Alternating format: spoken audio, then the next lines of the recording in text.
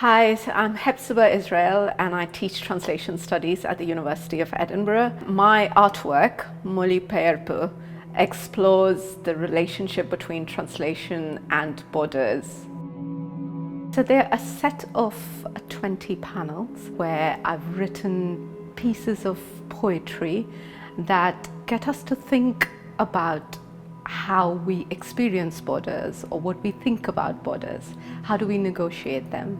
And I do that through the lens of language and translation. So I look at some popular images and metaphors for translation. For instance, one popular image for translation is that of travel. The moment you say the word translation, someone thinks it's the travel of texts across languages, so moving from one linguistic space to another. Another image is that of a bridge.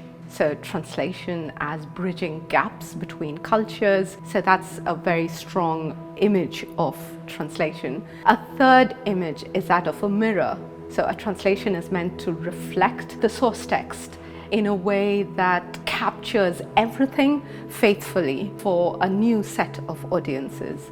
So I take some of these ideas of traveling faithfully and completely, taking objects and texts across language borders in order to get us to think a bit more, to pause, to open up these metaphors and these popular images, to really think about how do we experience borders? Are we aware of them? How do we negotiate them? Do we move across them? Do we experience different borders differently? Because borders exist around us all the time. There are hard, visible borders, and then there are borders that are more fluid, more invisible, and yet we find ways of negotiating them on a daily basis. So how do we do that? So that's my main question when I think about what brings these panels together, what brings the 20 pieces together.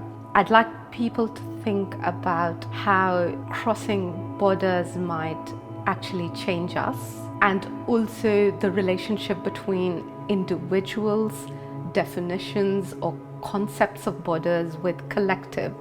So how do societies or states think about borders? How do they police them? How do they negotiate them?